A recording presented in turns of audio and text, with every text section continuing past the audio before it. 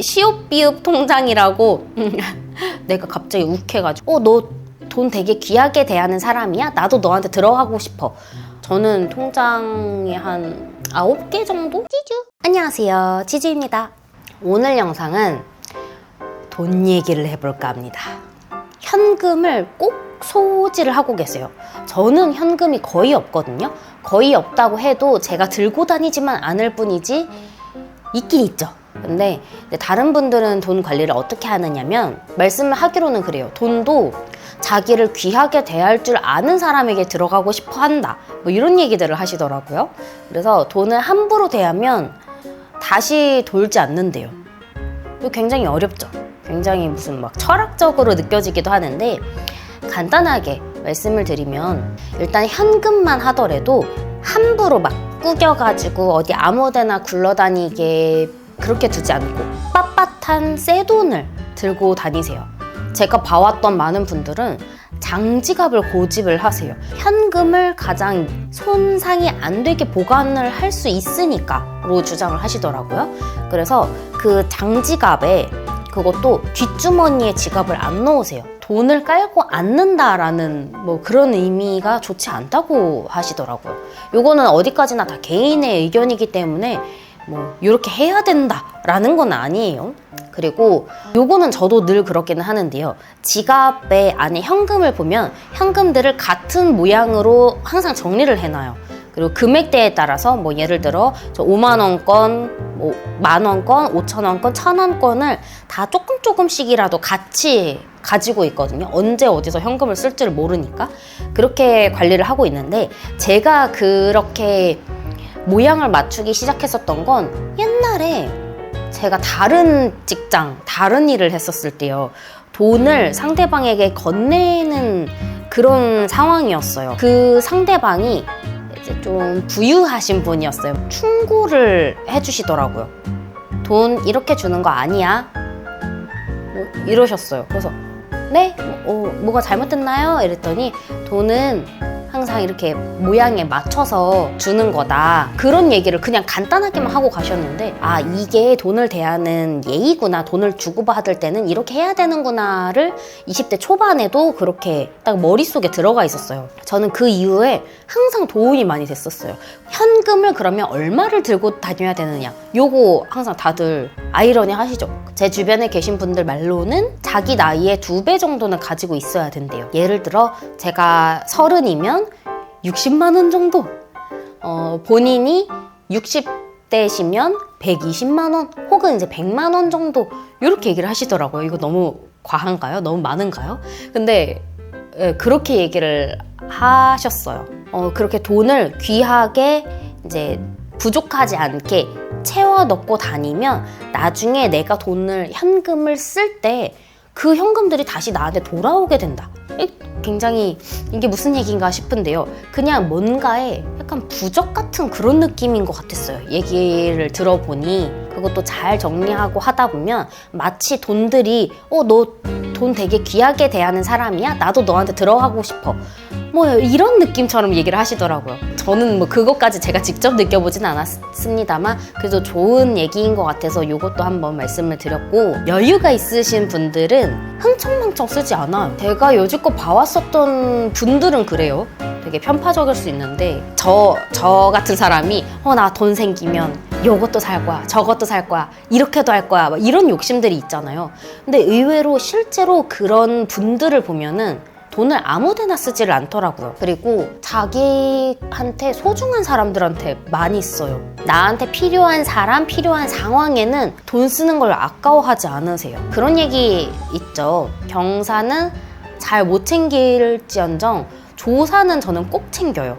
조금 이제 안 친하고 아니면 애매한 관계여도 조사는 최대한으로 챙기려고 노력을 하는 편이에요. 근데 그런 부분들이 가치관이 잘 맞더라고요. 금고. 요게 저희 사무실 근처에 금고집이 있어요. 그전에는 임대차로 들어가 계셨다가 잘 돼서 아예 땅을 사서 거기다가 건물을 새로 지었어요. 그 사장님이 마케팅 개념으로 이런 얘기들을 하시더라고요. 사람도 누울 자리가 있어야 눕듯이 돈도 들어갈 자리가 있어야 생긴다. 이런 얘기들을 하셨어요. 예를 들어 내가 금고를 사면 뭐라도 넣어놓겠죠. 하다못해 금을 산다든지 뭐 현금을 저축을 한다든지 그렇게 뭔가를 채울 수 있는 나의 자세 이런 게 아닐까 싶었습니다. 돈 모으는 방법은요. 오늘 영상 엄청 길어지겠다. 그쵸? 돈 모으는 방법이 뭔가 특별하거나 특이한 걸 말씀드리진 않아요.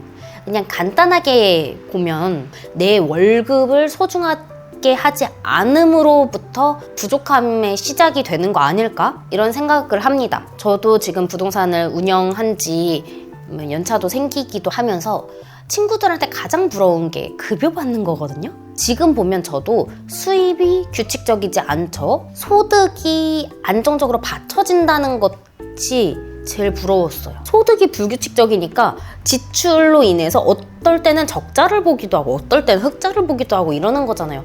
이 모든 생활들이 좀 불안정함을 느끼고 있었어요. 내가 이 수입원을, 내 지출을 먼저 관리하는 게 가장 우선이라고 생각을 합니다. 그래서 사실은 이런 급여에서 우리의 시드라고 하죠. 나의 자본, 나의 기초 자본을 형성을 해주는 거예요. 급여보다 더 이걸 탄탄하고 안정적으로 만들어줄 수 있는 거는 아직까지 없는 것 같더라고요. 우리가 뭔가를 투자를 하려면 돈이 있어야 되고, 이 돈을 모으려면 돈을 모을 창구가 있어야 되고, 그 창구는 급여지 않을까, 이런 생각들을 했습니다. 안정적으로 시드 모아서 내 생활을 하면서 잘 탄탄하게 얻으려면 근로소득이 필요한 거고, 거기에서 내가 큰 투자 수익, 이제 조금의 리스크를 감안하고 그만큼 내가 껑충 뛰고 싶은 마음이 있으면 사업을 하는 게 분명히 필요하다고 생각을 합니다. 그래서 이렇게 가치관을 조금 구분을 해볼게요. 그리고 이번에는 돈 관리 방법.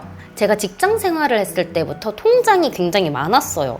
아마 19살, 20살 이때부터 저는 통장이 한 9개 정도 있었던 것 같아요.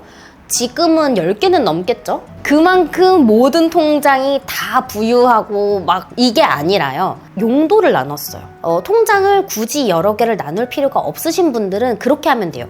뭐 최소한 2개 정도만 나누고요. 하나는 내 생활비 통장, 하나는 뭐 저축 통장, 이렇게 나눠보실래요? 여기에서 더 우선이 되는 건 뭘까요? 저축을 먼저 빼고 내가 평소에 쓰는 지출을 확고하게 해야 돼요. 저는 지출 먼저 정했었어요. 제가 급여를 받았을 때 얼만큼이 한 달에 무조건 나가는가, 꼭 필요한 돈들인가를 먼저 판단을 하는데, 그거를 같이 말씀을 드리는 게 저축도 거기에 포함이고요. 나머지 뺄 거 다 빼고 겨우 남는 게 생활비, 이렇게만 나눴습니다. 그래서 요거는 내가 쓸 수 있는 나의 식대, 나의 여과비, 그리고 시옷비읍 통장이라고 내가 갑자기 욱해가지고 뭔가 돈을 쓸 수가 있잖아요. 그 정도로 여유 느낌의 조금 더 몇십만 원 더 넣은 그런 개념도 하나 더 넣었습니다. 찌쭈. 첫 번째 이 저축 통장은요, 여기에서 통장을 나누시라는 거예요.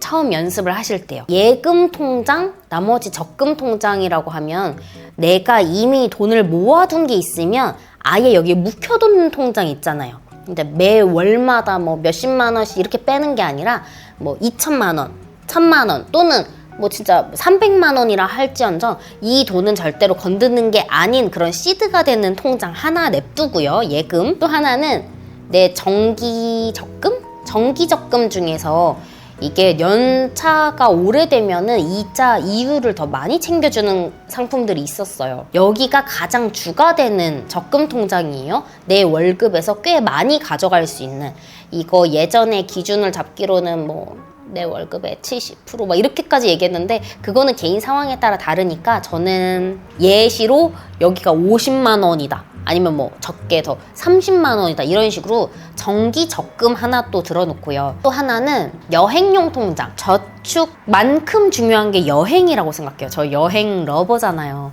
여행은 진짜 특히 젊은 친구들 같은 경우에 빚을 내서 갈 정도로 추천하는 그런 여행이라고 생각해요. 왜냐면 나중에 내가 돈을 모아서 가야지, 나중에 내가 여유가 생겨서 가야지 안 된다니까요. 내 체력이 될 때, 내 시간적인 여유가 될 때, 이때 가야 되는데 문제는 돈이 없죠. 그 돈을 따로 모아요. 여행용 통장. 이거는 딱 여행으로만 쓰는 거예요. 처음에는 가까운 나라도 갔다가 아니면 나 해외여행 그렇게 안 좋아한다. 국내 여행으로 쓸 수도 있고요. 어쨌든 여행용 통장도 꼭 하나씩 더 썼고요. 4개 중에 이제 마지막 한 개 더. 요게 저는 가장 중요하다고 생각을 해요. 바로 비상금 통장이에요. 4번째. 비상용 통장이 얘네들보다 중요하다고요? 네. 비상용 통장이 중요한 이유는요. 이게 살다 보면 돈이 갑자기 필요할 때가 있어요. 큰일이 생길 수가 있거든요. 경조사라든지 병원비라든지 좋은 일이든 안 좋은 일이든 돈 쓸 일들이 갑자기 생깁니다. 이 비상용 통장은 CMA 통장이라고 아세요? 저도 이거 정확하게 풀기에는 난해해서 잘 모르겠는데 언제든 넣었다가 뺐다가 할 수 있는, 그리고 넣을 때마다 이자가 그 금액에 맞아서 이자가 쌓이게 되는 그런 통장이 있어요. 그냥 여유로운 어떤 통장 하나에다가 두지 말고 얘 역시도 살짝은 묶어둬야 돼요. 아니면 저번에 보니까 카카오뱅크 이런 것도 무슨 미션 통장 해가지고 짧게 만든 적금 통장들이 있더라고요. 언제든지 깰 수 있는 용으로 만드는 게 가장 중요해요. 비상용 통장이 없으면요, 얘네를 깨게 돼요. 내가 어떻게 될지 모르는, 어떤 상황이 생길지 모르는 그거를 항상 예방을 할 수 있게끔 짧은 기간에 비상용 통장도 꼭 가지고 있어야 된다고 말씀을 드리는데, 그래서 지금 이거랑 생활비 통장까지 하면 총 5개가, 벌써 5개가 되는 거죠. 내 수입 창구에 따라서 다 다르거든요. 그런 식으로 통장 관리를 했었습니다. 요거 혹시 나중에 얘기 더 길게 듣고 싶으면은 말씀하세요. 오늘 영상도 굉장히 길게 뽑은 것 같아가지고 여기서 마무리를 하고, 오늘 영상은 여기까지. 어떻게 보면 중간중간 제 주변에 계신 분들 돈 관리하는, 현금 관리하는 방법 조금, 그리고 제가 평소에 제가 직장 생활을 했을 때 특히 돈을 어떻게 관리했었는지에 대한 그런 가벼운 가치관 이야기를 해봤고요. 여러분들에게 도움이 되셨으면 좋겠습니다. 끝까지 시청해주셔서 감사하고, 그럼 우리는 또 다음 영상에서 만나요. 안녕.